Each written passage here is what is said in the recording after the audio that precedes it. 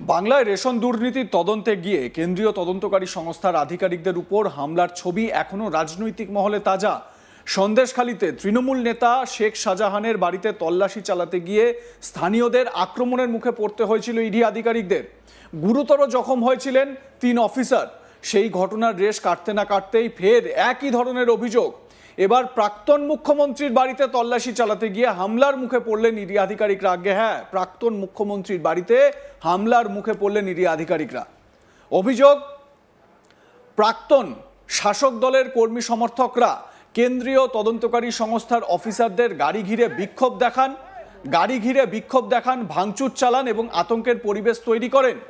ঘটনাটা কোথাকার আপনারা দেখতেই পাচ্ছেন, কেরালার ঘটনা এবং কেরালার তিরুবনন্তপুরমে এই ঘটনাকে কেন্দ্র করে রাজনৈতিক চাপানুতোর শুরু হয়েছে। কেন্দ্রীয় তদন্তকারী সংস্থার পদক্ষেপকে রাজনৈতিক উদ্দেশ্য প্রণোদিত বলে দাবি করা হয়েছে পিনারাই বিজয়নের দলের তরফ থেকে, অর্থাৎ বামপন্থীদের তরফ থেকে।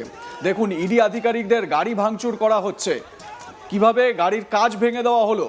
বুধবার কেরালার তিরুবনন্তপুরমে প্রাক্তন মুখ্যমন্ত্রী পিনারাই বিজয়নের বাড়িতে তল্লাশি চালাতে যায় এনফোর্সমেন্ট ডিরেক্টরেট বা ইডি। অভিযোগ, বিজয়নের কন্যা ভিনা টির কোম্পানির সঙ্গে কোচিনের একটি বেসরকারি সংস্থার বেআইনি আর্থিক লেনদেন নিয়ে তদন্ত শুরু করেছে কেন্দ্রীয় তদন্তকারী সংস্থা। সেই মামলাতেই এদিন সকালে প্রাক্তন মুখ্যমন্ত্রীর বাড়িতে পৌঁছান ইডি আধিকারিকরা। তদন্তে উঠে এসেছে তৎকালীন মুখ্যমন্ত্রী হিসেবে নিজের প্রভাব খাটিয়ে মেয়ের সংস্থাকে বিশেষ সুবিধা পাইয়ে দেওয়ার অভিযোগ রয়েছে পিনারাই বিজয়নের বিরুদ্ধে। যদিও সেই অভিযোগ সম্পূর্ণ অস্বীকার করেছে সিপিএম নেতৃত্ব। ইডি সূত্রে খবর, দীর্ঘদিন ধরেই ভিনাটির কোম্পানির এবং কোচিনের ওই সংস্থার মধ্যে আর্থিক লেনদেনের নথি খতিয়ে দেখা হচ্ছিল। তদন্তকারীদের দাবি, একাধিক আর্থিক অনিয়মের সূত্র মিলেছে। সেই কারণেই প্রাক্তন মুখ্যমন্ত্রীর পরিবারের সঙ্গে যুক্ত বিভিন্ন তথ্য ও নথি সংগ্রহের উদ্দেশ্যে তল্লাশি অভিযান চালানো হয়। বুধবার সকাল থেকেই বিজয়নের বাড়ির সামনে নিরাপত্তা বাড়ানো হয়েছিল। তবে তদন্তকারীদের গাড়ি পৌঁছতেই পরিস্থিতি দ্রুত উত্তপ্ত হয়ে ওঠে। অভিযোগ, ইডির তল্লাশি শুরুর কিছুক্ষণের মধ্যেই রাস্তায় নেমে পড়েন সিপিএমের কর্মী সমর্থকরা। কেন্দ্রীয় তদন্তকারী সংস্থার বিরুদ্ধে স্লোগান দিতে শুরু করেন তারা। বিক্ষোভ ক্রমশ তীব্র আকার নেয়। বিজয়নের বাড়ির সামনে ভিড় বাড়তে থাকে। পরিস্থিতি সামাল দিতে মোতায়েন করা হয় অতিরিক্ত পুলিশ বাহিনী। কিন্তু তার মধ্যেই আচমকা বিক্ষোভকারীদের একাংশের নজর যায় তদন্তকারী অফিসারদের গাড়ির দিকে। অভিযোগ, মুহূর্তের মধ্যে শুরু হয় হামলা ও ভাঙচুর। প্রত্যক্ষদর্শীদের দাবি, বাঁশ, লোহার রড এবং শক্ত কাঠের টুকরো নিয়ে ইডির গাড়িগুলির ওপর চড়াও হন বিক্ষোভকারীরা। গাড়ির কাচ, উইন্ডস্ক্রিন এবং দরজায় একের পর এক আঘাত করা হয়। কয়েকজনকে ইট ছুঁড়তেও দেখা যায় বলে ভিডিওতে পরিষ্কার দেখা গিয়েছে।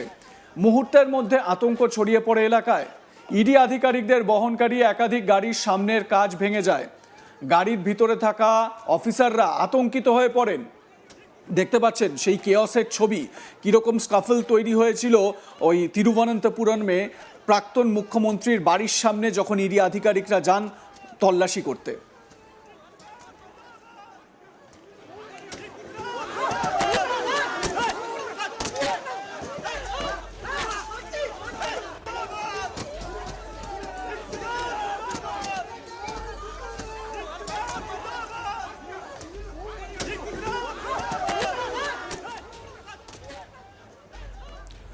সিপিএম নেতা নীলোৎপল বসু বলেন, আমরা সারা কেরালা জুড়ে প্রতিবাদ করেছি।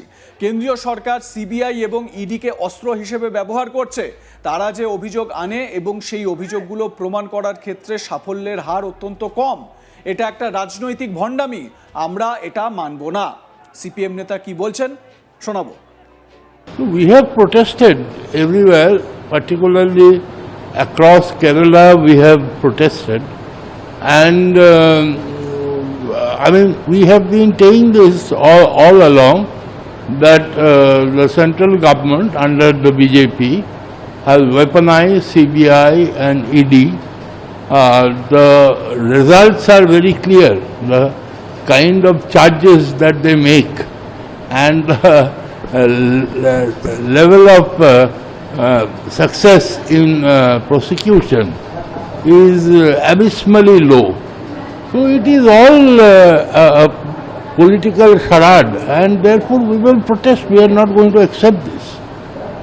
But the CPIM worker attack at vehicle of ED official in Thiruvananthapuram, the worker are protesting against the central agency over its searches at 10 premises in Kerala, including the residence of former Chief Minister.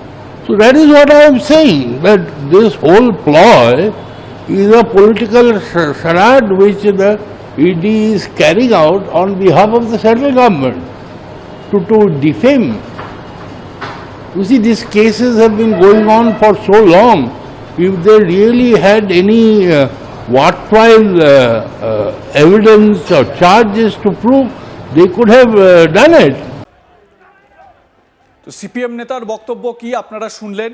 এবারে দেখুন, প্রাক্তন মুখ্যমন্ত্রীর বাড়িতে ED আধিকারিকরা যেতেই সেখানে কি হুলস্থুল কাণ্ড শুরু হয়। সূত্রের খবর, সেই সময় গাড়ির ভিতরে কয়েকজন আধিকারিক উপস্থিত ছিলেন, তাদের মধ্যে একজন মহিলা অফিসারও ছিলেন বলে জানা গিয়েছে। পরিস্থিতি এতটাই উত্তপ্ত হয়ে ওঠে যে গাড়ির ভিতরেই কার্যত সিঁটিয়ে থাকতে বাধ্য হন তদন্তকারীরা। বাইরে থেকে ক্রমাগত আঘাতের শব্দ, স্লোগান এবং ভাঙচুর চলতে থাকে। অভিযোগ, শুধু গাড়ি ভাঙচুরেই থেমে থাকেননি বিক্ষোভকারীরা, হাতের সামনে যা পেয়েছেন তাই ছুঁড়ে মারতে শুরু করেন। প্লাস্টিকের বোতল, হেলমেট, পাথর কিছুই বাদ যায়নি। এই ঘটনাকে কেন্দ্র করে এলাকায় চরম উত্তেজনা ছড়িয়ে পড়ে। পরিস্থিতি নিয়ন্ত্রণে আনতে পুলিশকে হিমশিম খেতে হয়। যদিও শেষ পর্যন্ত সিপিএমের শীর্ষ নেতৃত্বের হস্তক্ষেপে পরিস্থিতি কিছুটা শান্ত হয় বলে জানা গিয়েছে। দলীয় নেতৃত্ব কর্মী সমর্থকদের শান্ত থাকার বার্তা দেওয়ার পর বিক্ষোভ ধীরে ধীরে নিয়ন্ত্রণে আসে। তারপরেই ইডি আধিকারিকদের নিরাপদে এলাকা থেকে বের করে নিয়ে যাওয়া হয়। এই ঘটনায় নতুন করে রাজনৈতিক বিতর্ক শুরু হয়েছে। বিরোধীদের অভিযোগ, তদন্তের মুখে পড়ে শাসক দল ভয় পেয়েছিল, তৎকালীন শাসক দল তারা ভয় পেয়েছে। এ ধরনের হামলা ঘটানো হয়েছে সেই জন্যই। কেন্দ্রীয় তদন্তকারী সংস্থার কাজে বাধা দেওয়ার চেষ্টা করা হচ্ছে বলেও দাবি বিরোধীদের। তাদের বক্তব্য, গণতান্ত্রিক দেশে তদন্ত সংস্থার উপর হামলা অত্যন্ত উদ্বেগজনক ঘটনা। এর জেরে সাধারণ মানুষের কাছেও ভুল বার্তা যাচ্ছে। এই যে সিপিএমের তরফ থেকে এই হামলা যে চালানো হলো, এতে করে সারা দেশে একটা ভুল বার্তা যাচ্ছে সিপিএম নেতৃত্বের বা সিপিএমের যে আদর্শগত যে জায়গাটা, যেটা সিপিএম নেতারা বারবার করে বলে থাকেন যে আদর্শই তাদের সব, সেই আদর্শে কোথাও না কোথাও একটা ভুল ইমেজ চলে যাচ্ছে সারা দেশের মানুষের কাছে। অন্যদিকে ইডির এই তল্লাশি অভিযানের তীব্র সমালোচনা করেছে সিপিএম। দলের সাধারণ সম্পাদক এম.এ. বেবি দিল্লিতে সাংবাদিক বৈঠক করে বলেন, গোটা অভিযান রাজনৈতিক উদ্দেশ্য প্রণোদিত।